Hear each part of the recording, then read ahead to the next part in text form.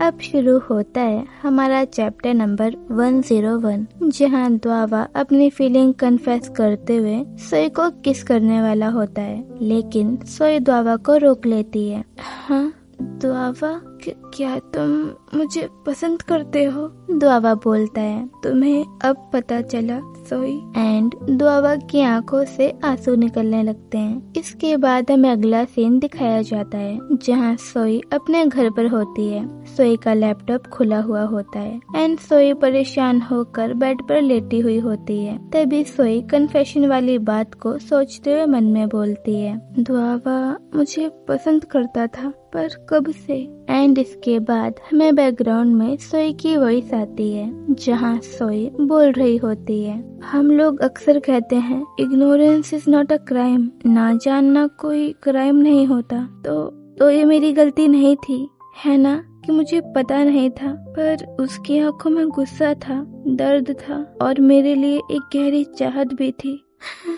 ये सारे इमोशंस जो मैं अब फील कर पा रही हूँ, ये सब बहुत कंफ्यूजिंग हैं। एंड इसके बाद हमें बैकग्राउंड में फ्यूचर वाली सोई की वॉइस आती है, जहाँ सोई बोल रही होती है, लेकिन अगर मेरे अनजान एक्शंस ने किसी को हर्ट किया है, क्या तब भी इग्नोरेंस कोई क्राइम नहीं है? इसके बाद हमें अगले वीक का सीन दिखाया जाता है, जिस दिन सोई को द्वावा के घर असाइनमेंट देने जाना होता है। बट जब द्वावा अपने घर आता है, तब वो देखता है कि वहाँ पर सोई नहीं है। एंड ये देखकर द्वावा को बहुत बुरा लगता है और द्वावा चुपचाप अपने रूम में चला जाता है। एंड इस मोमेंट पर द्वावा को ये चीज रियलाइज हो जाती है कि उसके लिए और सोई के लिए यही सबसे बेस्ट होगा कि द्वावा सोई की जिंदगी से दूर चला जाए। एंड द्वावा मैनेजर किम की बात मानकर कहीं और शिफ्ट होने का डिसाइड करता है। एंड इसके बाद हमें अगले दिन का सीन दिखाया जाता है, जहां द्वावा का सारा सामान एक ट्रक में लोड हो रहा होता है। एंड द्वावा वहां से शिफ्ट होकर कहीं और चला जाता है। इसके बाद हमें द्वावा का घर दिखाया जाता है, जो कि पूरी तरह से खाली होता है। एंड इसके बाद हम प्रेजेंट स्टोरी में वापस आते हैं, जहां सोई परेशान होकर बेड पर लेटी हुई होती है और जो स्टोरी हमने अभी अभी देखी उसे सोच रही होती है कि कैसे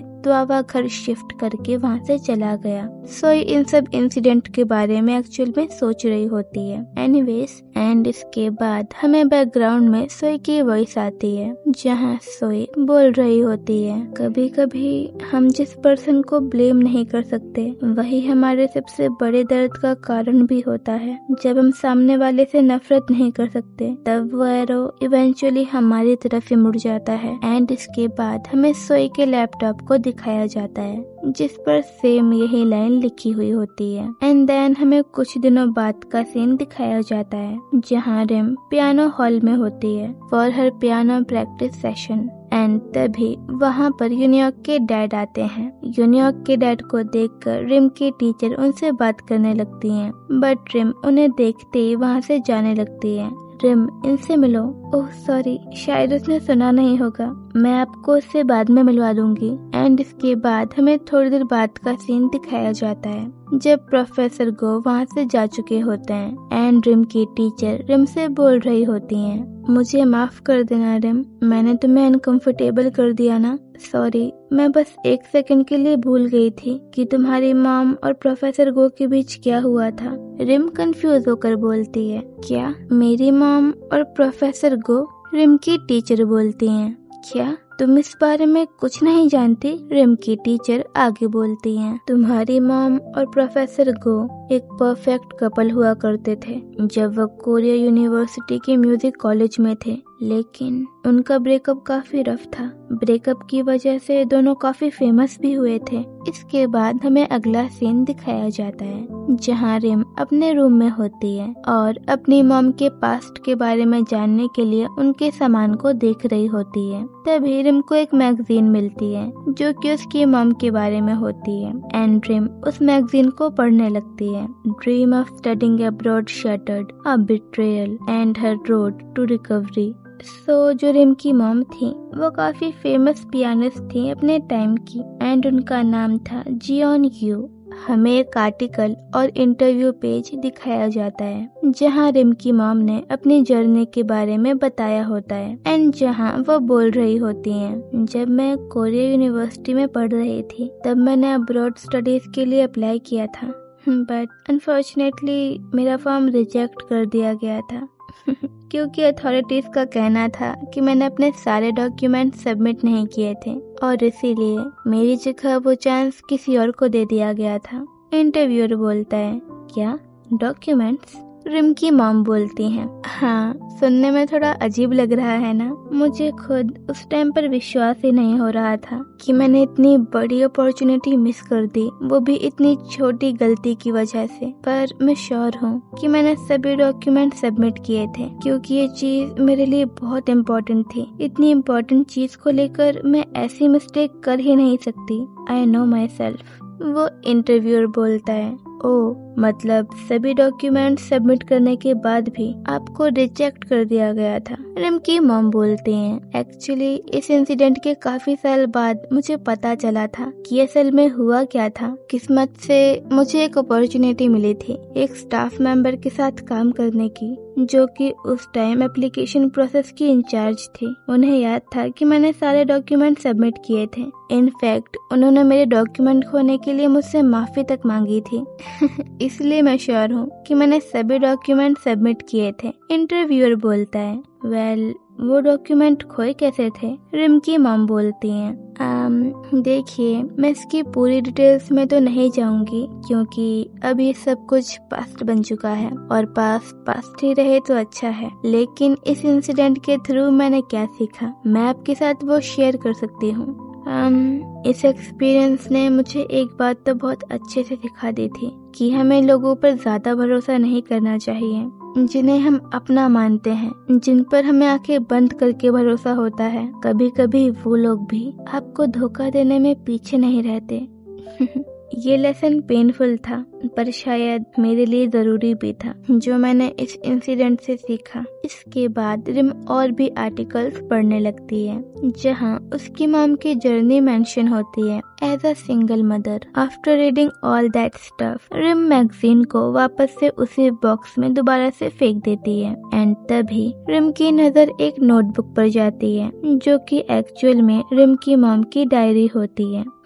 मॉम डायरी लिखती थी एंड रिम उस डायरी को पढ़ने लगती है। आज प्रोफेसर जियोन जुंग ली ने कहा कि अब्रॉड स्टडी प्रोग्राम के लिए मेरा सिलेक्शन होगा। मैं बहुत खुश हूँ पर मैं इस बारे में ताइहो को कैसे बताऊं? क्या वो लॉन्ग डिस्टेंस के लिए मान जाएगा? काश कि इस प्रोग्राम के लिए 2 स्टूडेंट सिलेक्टेड होते, तब कितना अच्छा होता ना। रिम पेज पलटती है और अगले दिन की डायरी एंट्री पढ़ने लगती है जिसमें लिखा हुआ होता है, आज मैंने अपने सिलेक्शन वाली बात को ताइहो को बता दिया। वो मेरे लिए बहुत खुश था।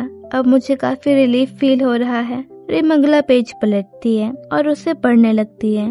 I was rejected. उन्होंने मेरी जगह ताइहो को चूज कर लिया। ताइहो ने कहा कि उसने अपने एप्लीकेशन के बारे में मुझे इसीलिए नहीं बताया था क्योंकि उसे कभी लगा ही नहीं था कि उसका सिलेक्शन हो जाएगा। उसने ये भी कहा कि वो प्रोग्राम को लेकर कंफ्यूज है और उसे मेरे लिए बुरा भी लग रहा है। पर सच कहूँ तो मैं हर्ट हूँ और दुखी भी, लेकिन मुझे उसे सपोर्ट करना चाहिए ना। आज 3 महीने हो चुके हैं। ताइहो अपनी स्टडीज के लिए अब्रॉड गया है। स्टार्टिंग में मुश्किल था पर धीरे धीरे वो वहाँ पर एडजस्ट होते जा रहा है। मैं उसके लिए खुश हूँ। ताइहो की कॉल्स आना अब दिन पर दिन कम होते जा रहा है। क्या कुछ हुआ होगा? मुझे चिंता हो रही है। मैंने आज ताइहो के साथ ब्रेकअप कर लिया। खैर ये मुझे फील होने लगा था कि जल्द ही ऐसा कुछ होने वाला है, शायद इसीलिए मैं रोई नहीं। आज मुझे मिनजुंग मिली थी कोरिया यूनिवर्सिटी से। मैं तो उसे देखकर एकदम सरप्राइज हो गई थी। उसे देखकर मुझे अपना पास्ट याद आ गया, पर उससे मिलकर मुझे खुशी भी हुई। आज मेरी मिनजुंग से बात हुई थी और उसने मुझे कुछ बहुत सरप्राइजिंग बताया। उससे सिलेक्शन प्रोसेस के दौरान गलती हो गई थी, जो कि अब्रॉड स्टडीज के लिए था। जब एप्लीकेशन सबमिट करने का टाइम खत्म हो गया था, तब उसे पता चला था कि मेरे कुछ डॉक्यूमेंट्स मिसिंग हैं। उसने कहा कि उसकी हिम्मत ही नहीं हुई थी इस बात को मुझसे शेयर करने की, क्योंकि मेरा सिलेक्शन गारंटीड था, पर डॉक्यूमेंट्स मिसिंग होने की वजह से वो चांस ताइहू को मिल गया।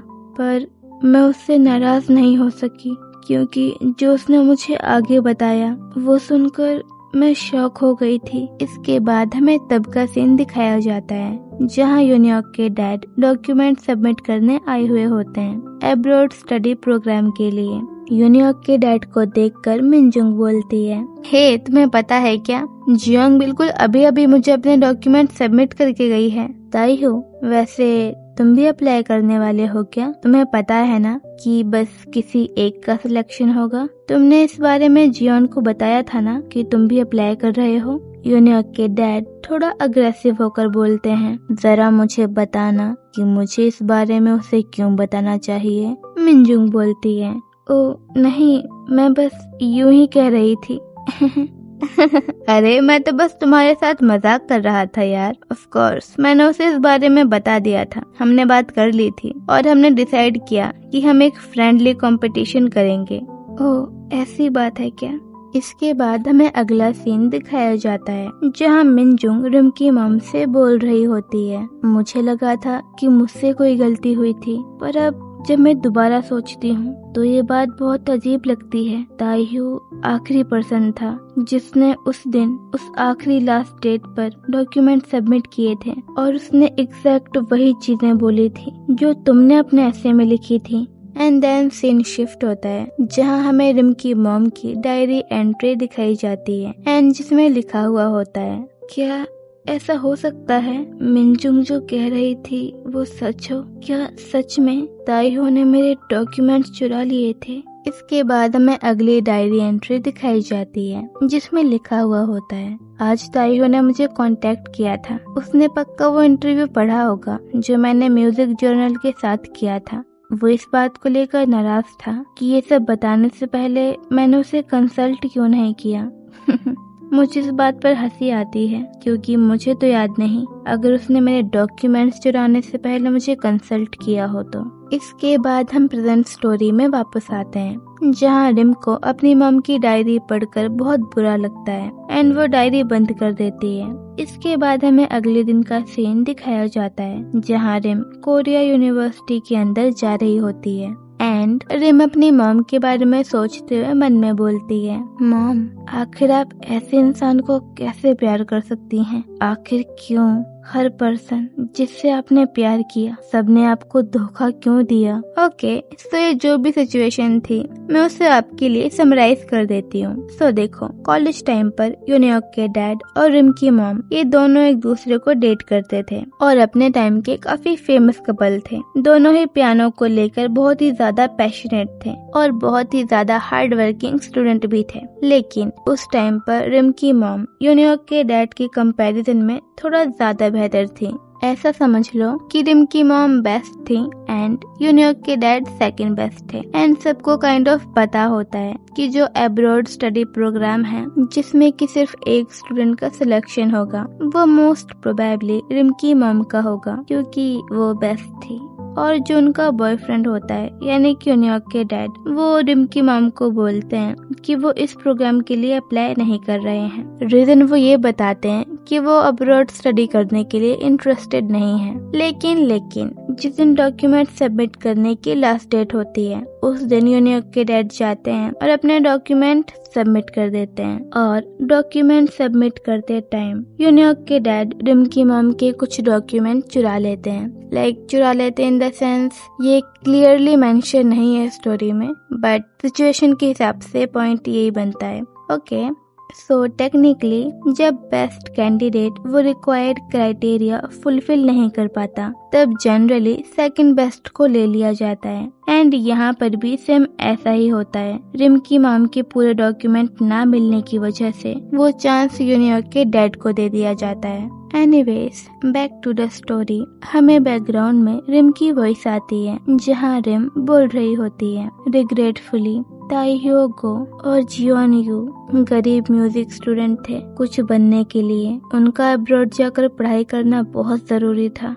हालांकि ये बात भी सच थी कि दोनों काफी टैलेंटेड थे, लेकिन वक्त के साथ दोनों अपनी पहचान खोते जा रहे थे और इस सिचुएशन से निकलने का सिर्फ एक ही तरीका था, द स्टडी अब्रॉड प्रोग्राम। जो भी इस प्रोग्राम में सेलेक्ट होता उसकी जिंदगी बदल जाना तो तय था। इसके बाद हमें रिम को दिखाया जाता है, जो कि प्रोफेसर गो के ऑफिस के बाहर खड़ी हुई होती है और मन में बोल रही होती है, तो मॉम ने सब कुछ खोना यहाँ से शुरू किया था। प्रोफेसर गो के नाम को देखकर रिम को रियलाइज होता है कि अगर उस दिन उन्होंने रिम की मॉम के डॉक्यूमेंट्स ना चुराए होते तो प्रोफेसर गो की जगह प्रोफेसर जियोन यू का नाम होता और professor Jeon Yu piano department की हेड होती। रिम एकदम गुस्से में होती है और प्रोफेसर गो को कन्फ्रंट करने के लिए तैयार होती है, लेकिन रिम कुछ सोचकर रुक जाती है और मन में बोलती है, मैं 1.5 ईयर के बाद इसी यूनिवर्सिटी में पढ़ने वाली हूँ।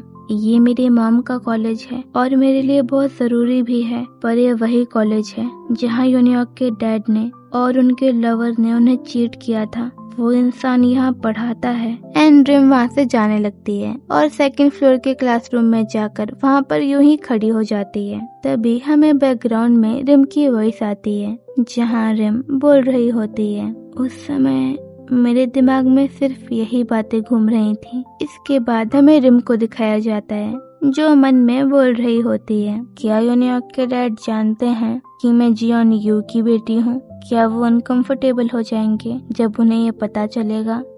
यहाँ की म्यूजिक बिल्डिंग पहाड़ी पर है, रोज सुबह उठ कर आना काफी थका देने वाला होगा। रिम ये सब मन में सोच रही होती है कि तभी उसकी नजर यूनियॉर्क के डैड पर जाती है, जो कि मिस जोई के साथ बहुत क्लोज होते हैं और एक दूसरे को किस करने वाले होते हैं। एंड ये देखकर रिम मन में बोलती है, ये यूनियॉर्क की तरह बिल्कुल भी नहीं है। यूनियॉर्क को चीटिंग और इन सभी चीजों से नफरत है। एंड तभी हमें बैकग्राउंड में रिम की वॉइस आती है, जहाँ रिम बोल रही होती है, मुझे अपने एक्शंस पर पहले ही बहुत रिग्रेट हो रहा था और मैं समय में पीछे जाकर चीजों को ठीक भी नहीं कर सकती थी, पर मुझे किसी भी हालत में एक बड़ी सक्सेस, एक टर्निंग पॉइंट तो चाहिए ही था जो चीजों को बदल कर रख दे। हाँ, एक टर्निंग पॉइंट मिल गया। इसके बाद हमें अगला सीन दिखाया जाता है, जहाँ कोरिया यूनिवर्सिटी के टीचर के कंप्यूटर पर एक नोटिफिकेशन आती है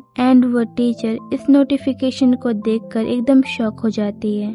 हाँ, क्योंकि यूनिवर्सिटी के ओपन मैसेज बोर्ड पर एक पिक्चर अपलोडेड होती है एंड वो पिक्चर होती है म्यूजिक टीचर मिस जोई और प्रोफेसर यूनियॉर्क गो की, जो बहुत क्लोज होते हैं।